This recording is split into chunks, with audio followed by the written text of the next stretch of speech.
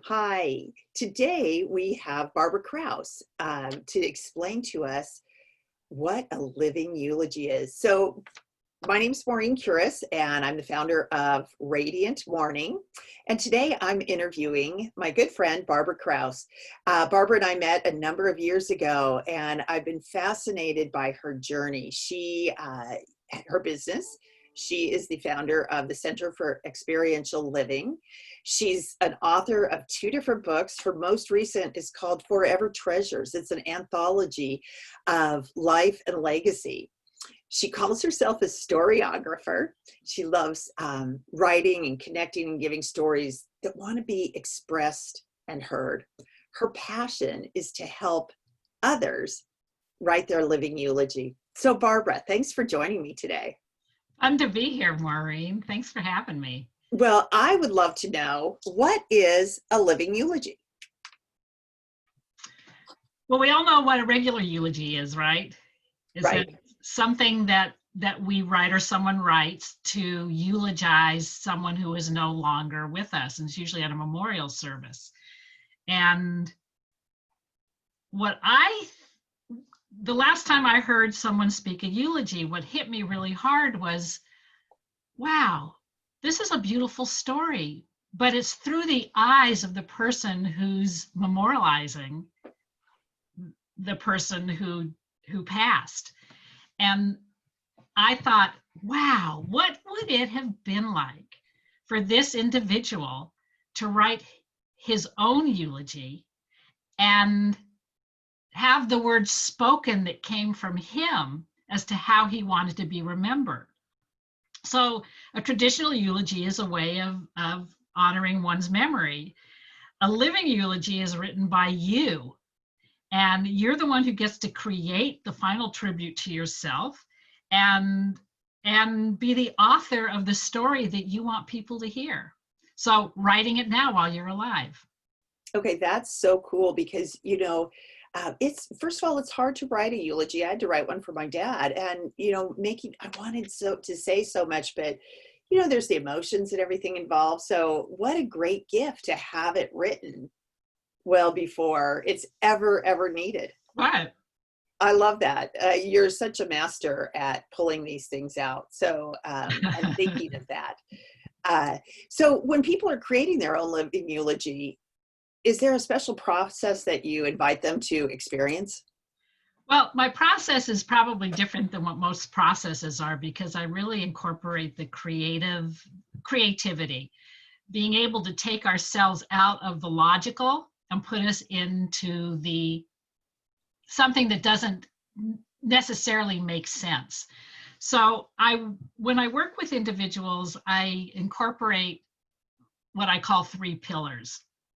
One is storytelling, and it's a way for us to invite people to understand who we are. And our stories matter, and we feel them deeply, and we get to write them exquisitely in our own words, and we get to present them bravely. So that's the storytelling piece of it. The second pillar is creative experiments. So what that means is that I work with non-threatening ways to explore creative edges. And when we're talking about telling our stories, we are on that edge of creativity. And how do I bring out what I want to say in the way that I want to? So that's the second pillar. And the third one is sensory engagement. And that involves experiencing life deeply through the senses and engaging it in what I call the most delicious way. So if we can incorporate storytelling, creative experiments, and sensory engagement, that is the process where the living eulogy is written. Okay, so, for me, I would think, oh, I wouldn't know what to say. So why would someone want to write their living legacy? I think, oh, I would want to write it, but I'd be a little bit afraid to write it because I think, oh, I don't know what I'd say or how to do it. So tell us why someone would want to write their own living legacy. And Maureen, you're not alone in that, oh my God, what am I going to write? I don't know what to write. And that's the process. So I take you through that process of figuring out what it is you want to write. Because if we sit down and we think we have to write something and we're feeling this personal pressure that we're putting upon ourselves, it doesn't work that way. Because we have a myriad of experiences, and it's the process of collecting those experiences and pinpointing the ones that we want to express. But first, the reason you want to write one is that you get to write your own story. Yeah. No one else is writing it for you. You get to write it. And I know that it can be a life-changing experience. These ahas or these memories come back. I mean, there's a lot of emotion that's involved in it, but it can absolutely be a life-changing experience. And you get to feel alive in a new way as you claim your life and your legacy. Wow, that's claiming your life and your legacy. That's a big, big gift. That is a gift. Yeah, not only to give to yourself, but to give to others. Now, can I share a quick story? You may. Have you heard the story? I think I might have shared this with you in the past, of Alfred Nobel and how the Nobel Peace Prize came to be.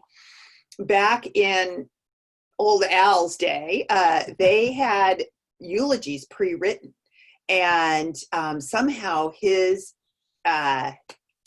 eulogy in the newspaper was written, or obituaries. I guess they were obituaries, not eulogies, but his obituary was published while he was still alive and well. And they called him the Doctor of Death because I guess he was the inventor of dynamite. And they went on to say all the destruction dynamite had done. And it really hit him hard. And he thought, oh my gosh, that's not how I want to be remembered.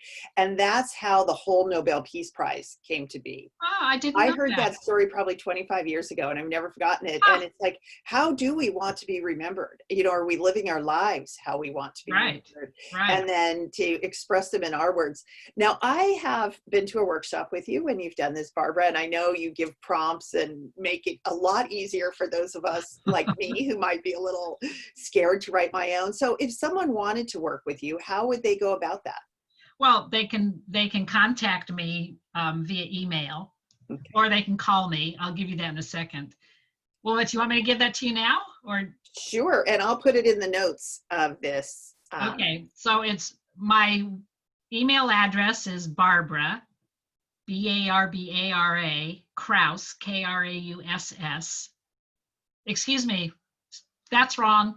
It's Barbara at, what is my email address? Is it Barbara at BarbaraKrauss.com? It's Barbara Krauss at Isn't that awful? No, I'm going to look it up and I'll put it in the notes. You know what? I never email myself. It's like remembering my phone number. I know. I think I do have your email, Barbara. But Barbara Krauss at BarbaraKrauss.com. Is it Barbara Krauss at BarbaraKrauss.com? Or is it Barbara at Barbara Krauss? You look it up. I think it might just be Barbara. Anyway, Barbara.